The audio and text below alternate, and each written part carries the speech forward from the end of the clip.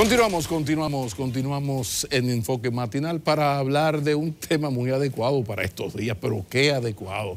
Estuvo adecuado ayer, antes de ayer, lo seguirá estando y en la cena del 31 también. Y sobre todo estará de actualidad terrible en enero, porque además de decirte que erré toda la vida, otra de las grandes mentiras es esto de que al fin me voy a poner a dieta en enero. Hablemos de nutrición con la nutrióloga, la doctora Yahuelida García. Bienvenida, doctora, ¿cómo se siente? Bien, Pablo, gracias. Gracias por recibirme aquí. Bueno, pues el tema está puesto. Estamos en Navidad, consumo irrefrenable. ¿De qué manera uno puede truquear? Porque hay que comer, entonces claro, la oferta es maravillosa. ¿De qué manera una persona que no quiere subir demasiado de peso, hay un asunto de la salud, o sea, ¿de qué manera uno puede combinar, doctora? Mira, ¿qué se puede hacer? Hay que comer y comer es muy bueno, además, es uno de los placeres de la vida.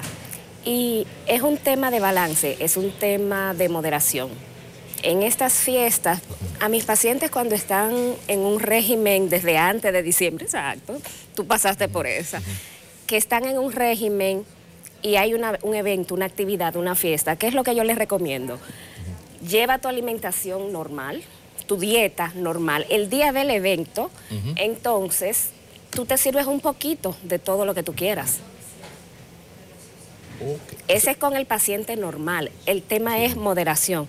No te sirvas 2 o 3 platos, coge un plato pequeño para servirte, sírvete un poquito, pero date el gusto. Porque también cuando hay un sistema muy restrictivo que te prohíbe mucho, eso te aumenta la ansiedad y te va a querer dar deseo de eventualmente alguien que quiera comer arroz, por ejemplo, y tú nunca se lo dejas.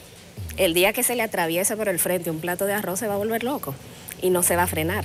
O sea, el asunto es en lo fundamental la moderación. O sea, ese día sí se puede comer el cerdito, la ensalada rusa, pastel en hoja. O sea, claro, el asunto es la cantidad.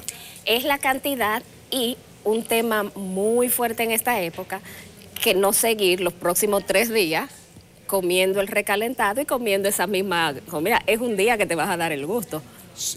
No, vamos a ser sinceros. Doctor, espérese, no, porque el calentado del 25 y el día primero, eso es como un mandato bíblico casi. O sea, usted el 25, usted no puede mandar a cocinar, nadie cocina un 25. Perfecto, pero no te pases el día entero recalentando, es decir, haz tu recalentado así mismo con moderación, cantidades pequeñas al mediodía, cena una ensalada con un pescado, cómete un huevo hervido, un cafecito con leche para ayudar con la resaca del día anterior. Ahora, se habla de que lo de las 5 comidas al día y de que hay como unos trucos que uno puede entre una comida y otra como para entretenerse. Eso es Mira, válido. De que yo tengo una amiga que anda con una cosa de semillas en el carro. Eso es un punto muy interesante que tú has tocado, porque a medida que la ciencia va avanzando, la nutrición es una ciencia relativamente joven. Es una ciencia que tenemos quizás los últimos 50, 60 años desarrollando. Cada vez aprendemos más. Hoy en día, lo que más señales nos está dando de qué es lo correcto es la nutrigenética y la nutrigenómica. Tus genes, qué dicen sobre tu salud, qué dicen que tú necesitas. Entonces, ese es un punto muy interesante que tú has tocado, porque con una prueba de ADN para determinar cómo debe ser tu alimentación, te dice, mira, tú puedes tener el gen de una hormona que se llama leptina, que es la que controla qué tanta hambre a ti te va a dar. Tú lo tienes de una forma y si combinamos eso con el de la grelina, que te dice qué tan a menudo a ti te va a dar hambre. Eso es lo que explica que hay familias que son todos medio llenitos o gente que no engordan con nada. Es una de las cosas que determina, pero es lo que determina cómo va a ser tu apetito. ¿Tú eres una persona que te da hambre todo el tiempo o eres una persona que no te da hambre, pero cuando te sientas a comer no te llenas y puedes darle y darle y darle? Salud. ¿Y eso se puede determinar? Sí. Eso se puede determinar en una prueba bastante sencilla. ¿Cómo? Tomando muestras de exudado bucal. ¿Tuviste la serie CSI en algún momento? Exacto. Así mismo, se toma una prueba de ADN, se manda a procesar en Estados Unidos y eso te da todo un perfil con información de tu alimentación, del ejercicio, actividad física que debes hacer, de qué es lo que a ti emocionalmente te lleva a comer. de cómo tú reaccionas al estrés, al sueño, todo eso. Pero con respecto a... Pero se hace en la República Dominicana. Sí, lo hacemos. O sea, en el consultorio de doctora García... En el consultorio mío lo podemos hacer. Señor, uno está vivo para que haya más gente, pero yo no sé eso. En respecto a lo que tú dices, esa prueba me dice a mí, mira, por este gen como lo tienes así, a ti te conviene hacer 4 comidas al día, 5 comidas al día, 6 comidas al día. Te conviene hacer comidas pequeñas, te conviene hacer una comida que la termines con mucha fibra. O te conviene, para que proceses eso mejor, terminaste de comer, vete a caminar 15 minutos. Y el tema del metabolismo, que explica muchas de estas cosas. ¿Qué tan determinante es eso del metabolismo? Y si eso es... hay gente que nació así, que tiene el metabolismo más lento. ¿Cómo se puede arreglar eso? Lo primero es que debe medirse. Hacerte una prueba que te midan el metabolismo para ver si el metabolismo que tú tienes en condiciones basales de estar acostado sin moverte, sin hacer actividad física, sin haber hecho una comida o haber tomado algún estimulante como la cafeína, se te mide el metabolismo y de acuerdo a tus condiciones, peso, estatura, edad, se determina si tu metabolismo es adecuado para ti o no.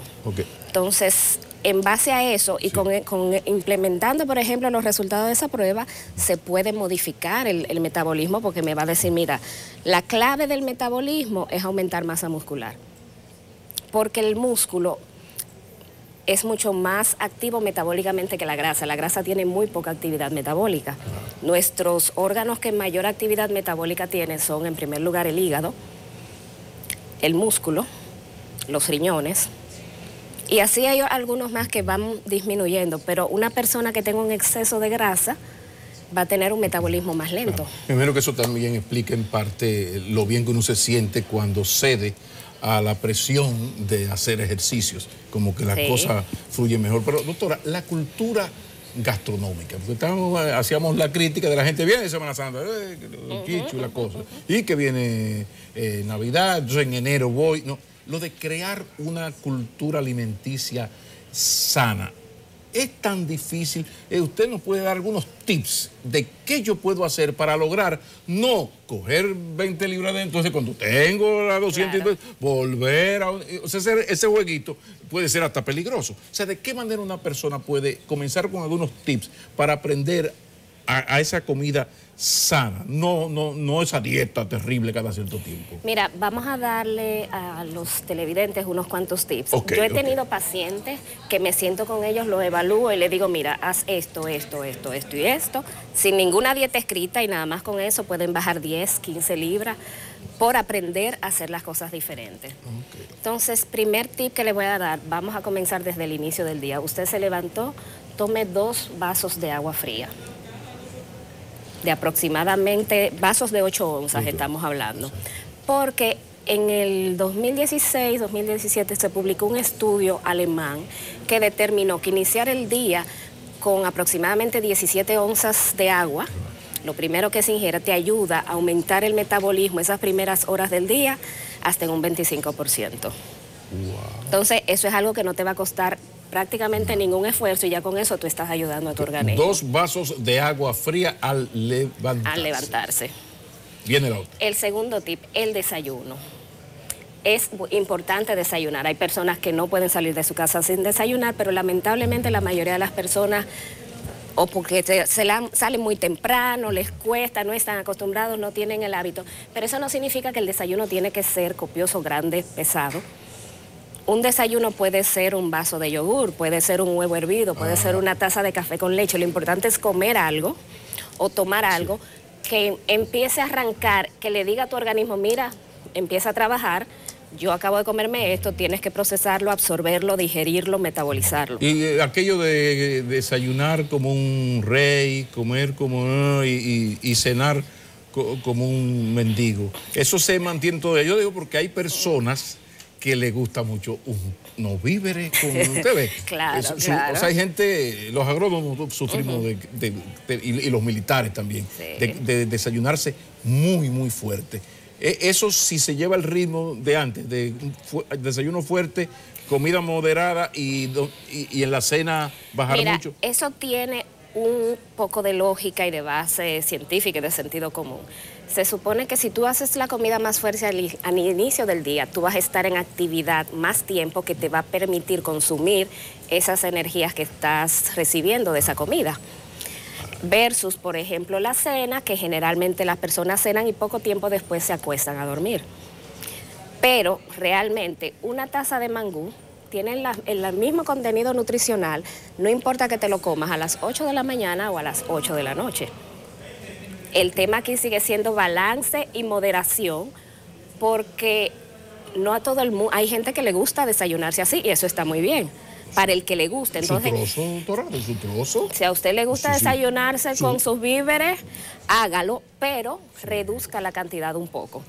Si usted se comía 2 plátanos, cómase 1 y medio. Si se comía 3 guineitos, cómase 2. Entonces ya reduciendo la cantidad un poco, aunque sea de lo mismo que usted está comiendo, va a variar. Claro, la acompaña, en lugar del queso frito rebozado en harina y en aceite, hágalo a la plancha. Es el mismo queso, va a variar un poco la preparación. El queso más, de los tipos de queso, los más recomendables para la acompaña. Mira, está el mozzarella. El queso crema. ¿Y el de hoja? El de hoja también es una muy buena opción. El mismo de freír es una muy buena opción, siempre y cuando se haga a la plancha. Exacto. O se derrita. Sí, o se derrita. Pero sí, ahora incluso en el mercado hace tiempo están llegando unos quesos de cabra muy buenos, que son muy saludables y bajos en calorías y que tienen un sabor exquisito. Lo que no son muy baratos. Sí. Pero es mejor gastar en alimentación que en medicina más tarde. Por supuesto, por supuesto. Doctora, el tema de los lácteos, porque usted sabe que el queso, que el yogur, que la leche, los tipos de leche, ayuda mucho para el truqueo. O sea, cualquier víver, ahí hay un quesito. Pero ya llega una edad en que los lácteos a veces como que comienzan a dar diferentes tipos de problemas y más de un médico dice, pero mira, ya tú tienes cierta edad, es una cosa, un insulto que duele, cierta edad. Entonces, ¿cómo manejar lo de los lácteos y qué tan lógico es eso de a medida que se va pasando de los TAC ir reduciendo eso? Mira, existen 2 tipos de insuficiencia de lactasa, que es la enzima que degrada la lactosa. Está la persistente, que generalmente se presenta desde el nacimiento o primeros meses de edad, y la no persistente, que se va adquiriendo con el paso de los años. Pero eso no le sucede a todo el mundo. Es un porcentaje alto de la población que lo llega a desarrollar después de los 40 años, después de los 50. Entonces, ¿qué pasa con ese tipo de intolerancia a la lactosa? Que está comprobado que aún usted sea intolerante a la lactosa, hay pequeñas cantidades de lácteos que puede tolerar todos los días. Una taza de leche. Tolera mucho mejor el yogur, porque el yogur, cuando es probiótico, es decir, cuando tiene los bacilos, tiene esos microorganismos que degradan la proteína de la lactosa. Le iba a preguntar lo de yogur probiótico, se oyó bonito, pero, o sea, ¿qué es la diferencia entre el yogur y el yogur probiótico? Hay unas cosas muy... Sí, la diferencia radica en que tú puedes hacer yogur de una de 2 formas, o con calor, descomponiendo y acelerando que se forme el yogur, o con microorganismos, que son esos son bacilos, no son bacterias, es decir, tienen una forma diferente, comportamiento diferente, que es cuando se le agrega a la leche y son ellos los que lo fermentan, no es el calor que lo está fermentando.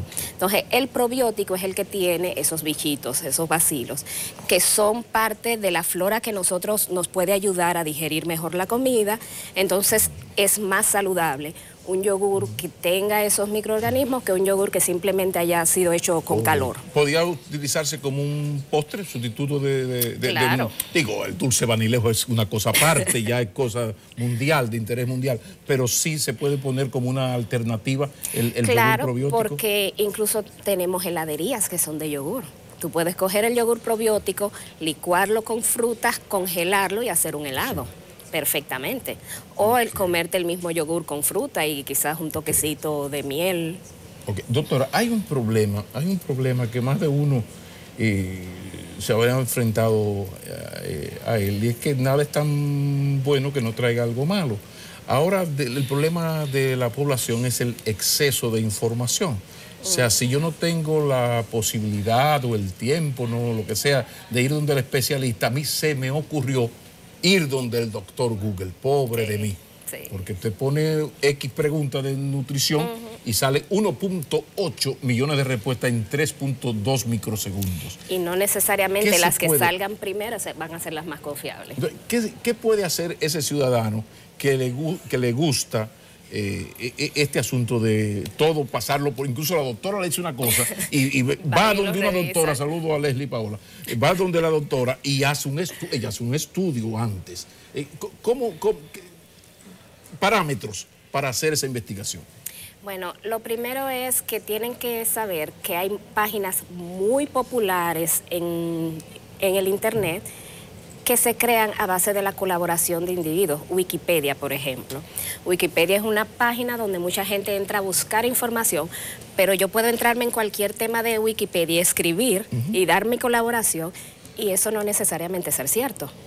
No hay esos filtros. Entonces, si usted está buscando información de salud, nosotros los médicos, por ejemplo, cuando hacemos búsquedas de algún tema, usamos buscadores científicos especializados, donde te lo van a buscar en estudios, en publicaciones, y de esos estudios tú lo puedes filtrar incluso por el grado de confianza que tiene. Para alguien que no sea médico, lo ideal es que si usted está buscando información médica, entre en una página de alguna institución médica reputada. Por ejemplo, la Clínica de Cleveland, la Clínica de Mayo, el Instituto Nacional de Salud de Estados Unidos, que tiene sus páginas en español. Exacto. No se vaya simplemente a meterlo en Google y que le salga cualquier blog, cualquier artículo de una publicación que no está verificada, que no está basada en hechos. Y recuerde que el que hagan una afirmación que diga, porque un estudio concluyó, eso no significa absolutamente nada. Claro. Porque hay que ver la metodología de los estudios para ver si esa información no tuvo errores y si es confiable. Pues te pueden presentar un estudio que diga, el comer maní mata. Porque se hizo un estudio, el estudio se hizo en 2 personas, esas 2 personas eran alérgicas al maní y murieron. Okay. Entonces... Por eso parece que ocurre igual que con las noticias, o sea, un tema en España, ¿qué dice La Vanguardia? ¿Qué dice el ABC? ¿Qué dice El País? Un poco por ahí. No, sigue así, es un asunto de que nosotros en investigaciones usamos el método científico. Ahora, el método científico tiene sus fallas si la persona no lo sabe aplicar completamente. Es decir, tú tienes que tener una población representativa, una muestra representativa de tu universo, y tienes que tratar de cortar los errores lo más posible y de que estadísticamente tú estés seguro que eso te está dando una información válida y aplicable. Okay. Finalmente finalizando, doctora, hay alimentos que a uno les gustan, pero que uno sabe que son... vamos a decirlo como difíciles. O sea, ¿cuáles son esos alimentos que nos gustan a casi todos y nos gustan mucho, pero que uno debe comer con extrema moderación? Que usted, si yo le digo, dígame 3, doctora. Vamos a comenzar con una que es muy importante para el dominicano, culturalmente y socialmente: el alcohol. Y vamos, la entrevista iba bien. La entrevista iba bien, doctora. Siga. Es moderación. Mira, anteriormente se inculcaba que una pequeña cantidad de alcohol consumida todos los días es beneficiosa para la salud. La copa de vino, ¿verdad? Las famosas, que son 2 copas de vino para el hombre y 1 para la mujer. Exacto. Pero este año se publicó un estudio masivo que concluyó que los efectos del alcohol son tan dañinos que hasta esos beneficios que te da, no es bueno consumirlo. Entonces, ¿qué es lo que le vamos a decir? No es que no lo consuma, consúmelo con moderación. Okay. Trate de, no se lleve de que las 2 copas de vino... Y no se pueden, usted acumular, no puede reunir, o sea, lunes, martes y miércoles, o sea, no tomo los próximos 3 días y hoy me tomo 6. Eso tampoco se puede. No, porque ahí se conviene en dañino. Y hay que entender, porque por ejemplo, alguien que tenga enfermedad coronaria, problema del corazón, le conviene tomarse su copita de vino. Pero si esa persona también tiene una úlcera en el estómago o sufre, vamos a decir, que de gastritis crónica, por ejemplo, gastritis crónica, o tiene el ácido úrico alto, sí, o es diabético, no le va a convenir tomarse esa copa de vino todos los días. Entonces, tiene que saber cuál es su condición, evaluarse con un médico y determinar con ese médico, mira, la cantidad de alcohol que tú puedes sin ninguna preocupación. Consumir es y en tanta frecuencia. Y no acumulen, por favor. Entonces, no. Alcohol, dígame dos más. Los alimentos muy altos en grasas y fritos. Ah, sí. El chicharroncito. Ay. Esos son un tipo de alimentos. La tocineta, el chicharrón. Eso es un gusto, un mal día, un día al mes que usted se come un poco y trate de acompañarlo con alguna ensaladita para que el daño no sea tan fuerte. Doctora, muchísimas gracias. ¿Uno? Sí, que ya... Las bebidas azucaradas. Es decir, al dominicano le gustan mucho los jugos y con la idea de que el jugo es natural, de que aún no le eche azúcar, pero no es igual tomarte un jugo que comerte una fruta. Y las cosas enlatadas, eso de estos jugos, ¿no es mejor hacerlo en la casa? Sí, es mejor hacerlo en la casa, pero aún los jugos naturales contribuyen a la obesidad. Entonces... Aunque no se le eche azúcar, sino aunque no se le eche azúcar porque conllevan, por ejemplo, tú te comes una fruta y te comes una naranja. Para tomarte un jugo, tú tienes que echar 2 o 3 naranjas para hacer un vaso. No tienes la fibra de la naranja. Y después de media hora de que se hizo un jugo, va perdiendo las vitaminas y los minerales. Los jugos muy azucarados, el alcohol y las grasas. Doctora, muchísimas gracias. Un placer siempre verte, Pablo. Como siempre, qué bueno. A mí me encanta, a nosotros aquí nos encanta hablar con la gente que sabe, de eso que se trata, uno poder conversar con personas que tienen el conocimiento y la capacidad de transmitirlo para ayudarnos a sobrellevar esta dulce vida, por lo menos en este caso de la nutrición. La doctora Yahuélida García, muchísimas gracias. Continuamos.